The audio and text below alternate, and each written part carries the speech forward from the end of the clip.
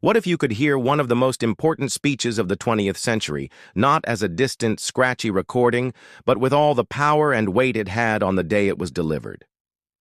For decades, our only connection to this moment has been filtered through old technology. The crackle and hiss of the recordings are as much a part of the speech as the words themselves, and they've distanced us from the raw emotion of that day. But what if that barrier was gone?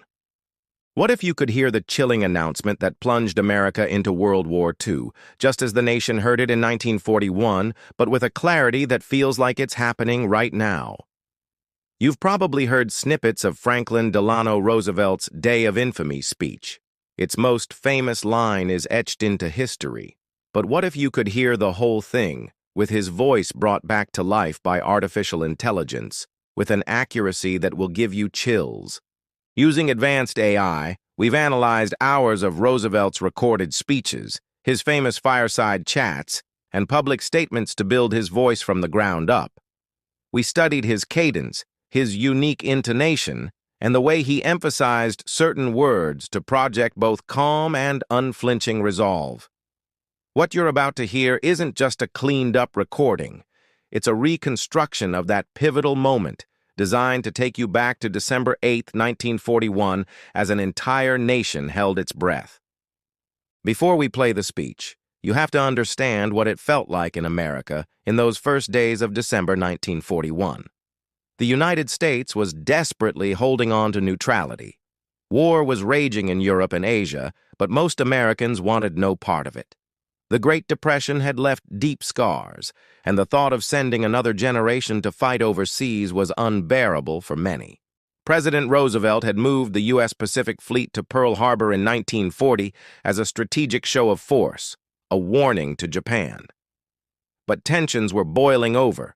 Japan, trying to fuel its expanding empire, had invaded Manchuria and was fighting a brutal war in China. In response, the U.S. hit Japan with crippling economic sanctions, including an embargo on oil. All the while, diplomatic talks were happening in Washington. Japanese diplomats were officially meeting with Secretary of State Cordell Hull, creating a facade of peace talks. For the average American, Sunday, December 7, 1941, was just another Sunday. It was a day for church, for family, for listening to the radio. The news from the Pacific felt like a distant problem for politicians, not something that could shatter a quiet morning. Then, just before 8 a.m. Hawaiian time, the sky over Pearl Harbor filled with Japanese planes. The surprise attack was devastatingly effective. In less than 2 hours, 18 American naval vessels, including 8 battleships, were sunk or badly damaged. More than 300 aircraft were destroyed or damaged. The human cost was staggering. 2,403 Americans were killed and 1,178 were wounded. As radio bulletins spread the news, a wave of shock, disbelief, and then white-hot rage swept the country. Folklorists and field workers, whose recordings are now housed in the Library of Congress, went out into the streets to capture the immediate reactions of everyday Americans. Those recordings paint a picture of a people stunned, vengeful, and suddenly fiercely united. The illusion of isolation was gone. The war was no longer a distant rumble. It was a direct, brutal attack on American soil. The next day, a shaken but resolute nation turned its attention to Washington. In one of the largest radio audiences in history up to that point, millions of Americans tuned in to hear what their president had to say. Now we present the AI reconstructed speech. As you listen, we'll jump in to give you some context on the powerful choices Roosevelt made. He knew this speech couldn't just be a report. It had to be a call to arms that would unify a reeling nation. He deliberately kept it short, about 7 minutes long, believing that would maximize its impact. Mr. Vice President, Mr. Speaker, members of the Senate, and of the House of Representatives, yesterday, December 7th, 1941, a date which will live in infamy, the United States of America was suddenly and deliberately attacked by naval and air forces of the Empire of Japan. Let's stop right there. That opening line is one of the most famous in American history, but it came from a crucial last-minute change. In his first draft, Roosevelt had called it a date which will live in world history. He personally crossed out world history and hand-wrote infamy. It's a brilliant edit. World history is neutral, academic. Infamy is a powerful moral judgment. It frames the attack not just as a battle, but as a treacherous, evil act. And listen to how he phrases it. The United States of America was suddenly and deliberately attacked. The passive voice makes America the victim, reinforcing the idea of an unprovoked assault. The United States was at peace with that nation, and at the solicitation of Japan, was still in conversation with its government and its emperor, looking toward the maintenance of peace in the Pacific. Indeed, 1 hour after Japanese air squadrons had commenced bombing in the American island of Oahu, the Japanese ambassador to the United States and his colleague delivered to our Secretary of State a formal reply to a recent American message.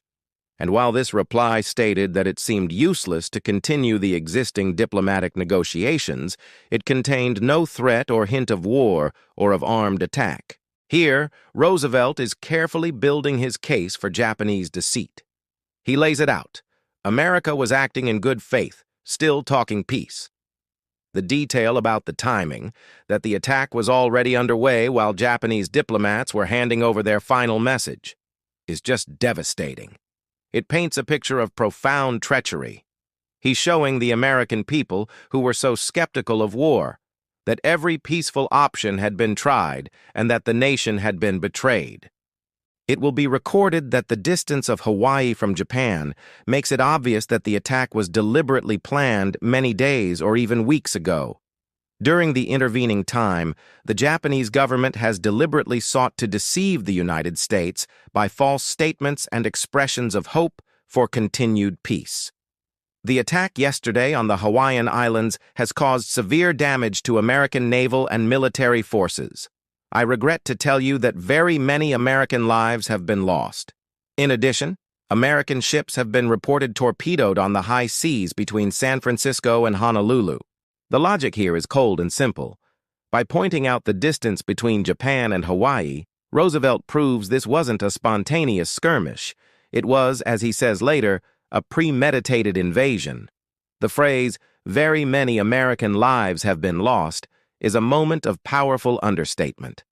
The full, awful numbers weren't in yet, but the words carry immense weight. He then broadens the attack beyond Pearl Harbor, mentioning ships torpedoed on the open ocean, making it clear that this is a threat to all of America. Yesterday, the Japanese government also launched an attack against Malaya. Last night, Japanese forces attacked Hong Kong. Last night, Japanese forces attacked Guam. Last night, Japanese forces attacked the Philippine Islands. Last night, the Japanese attacked Wake Island. And this morning, the Japanese attacked Midway Island. This is a classic rhetorical device. The relentless repetition of last night, Japanese forces attacked, creates a drumming, overwhelming sense of a massive, coordinated offensive. It transforms Pearl Harbor from a single event into a terrifying campaign sweeping across the Pacific. He lists the targets one by one, giving Americans a chilling geography lesson on the scale of Japan's ambition. This was the start of a massive, multi-front war. Japan has, therefore, undertaken a surprise offensive extending throughout the Pacific area. The facts of yesterday and today speak for themselves. The people of the United States have already formed their opinions and well understand the implications to the very life and safety of our nation. As Commander-in-Chief of the Army and Navy, I have directed that all measures be taken for our defense.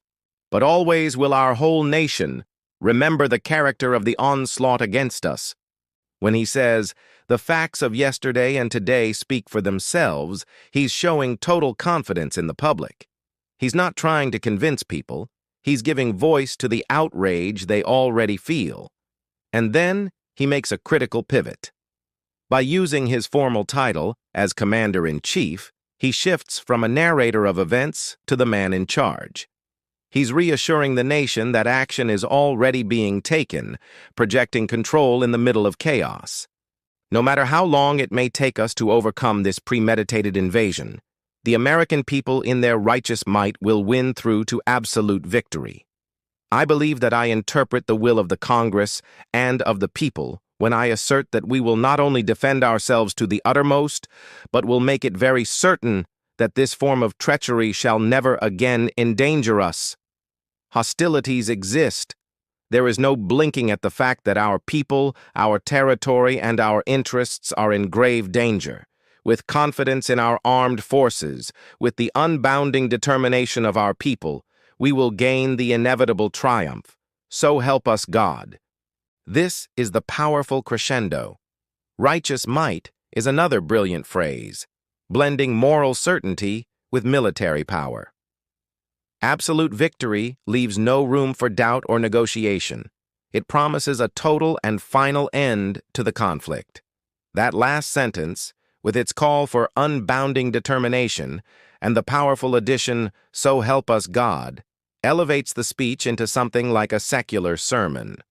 The final 4 words were reportedly suggested by Roosevelt's aide, Harry Hopkins, and they perfectly seal the speech's solemn, determined tone. I ask that the Congress declare that since the unprovoked and dastardly attack by Japan on Sunday, December 7, 1941, a state of war has existed between the United States and the Japanese Empire. And with that formal request, it's over. In just a few hundred words, Roosevelt has diagnosed the wound, named the villain, unified the country, and set the course for war. The nation had its marching orders. The impact in the House of Representatives was electric. Less than an hour after Roosevelt finished, Congress voted. The Senate was unanimous, 82-0. In the House, the vote was 388-1. That single no vote belonged to Jeannette Rankin, a Republican congresswoman from Montana and one of the most remarkable figures in American politics.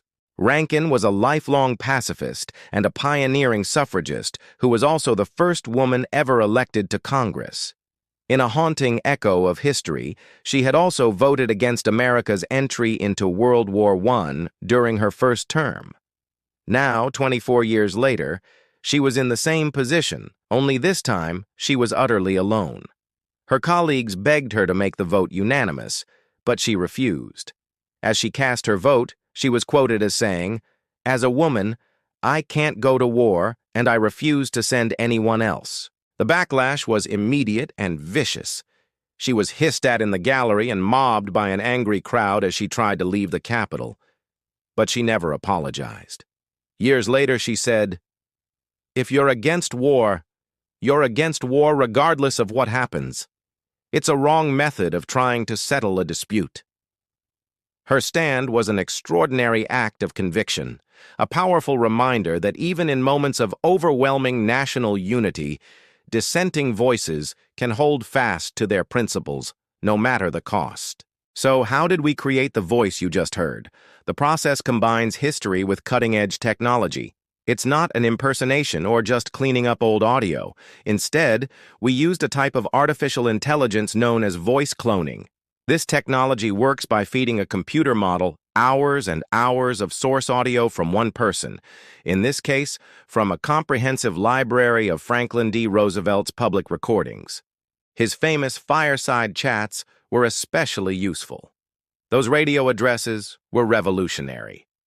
FDR spoke in a calm, conversational tone, as if he were right there in his listeners' living rooms.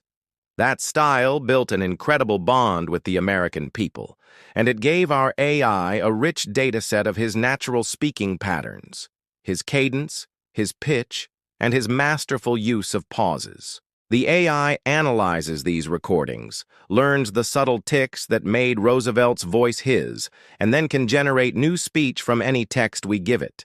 The goal isn't a caricature, but a faithful reconstruction that honors the original speaker. Of course, this technology comes with huge ethical responsibilities. When you recreate a historical figure's voice, you have to be completely transparent. The voice you heard is an AI recreation, and we're labeling it as such. There's a real danger of this tech being used for deep fakes, to literally put words in the mouths of people from the past and rewrite history. That's why this project is anchored in historical fact. The words the AI speaks are taken directly from the final, verified transcript of Roosevelt's speech.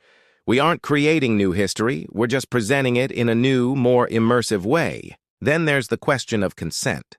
While it's impossible to get consent from historical figures, it's on us to use this technology ethically and respect their legacy. Our goal is preservation and education. By bringing a new clarity to Roosevelt's words, we hope to create a deeper connection to a moment that changed the world forever. Hearing history with this kind of clarity really does change your perspective. It lets you feel the gravity of the moment in a way a faded recording just can't. And it makes you wonder what other historical moments could be brought to life like this. What other speeches do you think deserve an AI reconstruction? Is there a voice from the past you wish you could hear more clearly? Let us know in the comments. We read all of them, and your ideas will help us decide what to do next. The attack on Pearl Harbor and Roosevelt's declaration of war weren't just historical events. They were the moment modern America was forged. In a single day, the nation was ripped from its isolationist comfort zone and thrown into a global conflict that would redefine its place in the world. Roosevelt's speech was the tool that made that transformation happen. With carefully chosen words, delivered with a calm and steely resolve, he unified a nation in its grief and anger and set it on a path toward what he called absolute victory. By using technology to peel away the static and the hiss of old recordings, we're not trying to change the past. We're trying to get closer to it. We want to hear the resonance in a president's voice as he commits his country to war, to better understand the power of words to shape history, and to remember that the huge events of the past were lived by real people in real time. History isn't just a list of dates and facts. It's our collective story. And the more clearly we can hear the voices that tell that story, the better we can understand ourselves. If you found this journey into the past insightful, please like this video and subscribe for more historical reconstructions. Your support makes projects like this possible. Thank you for watching.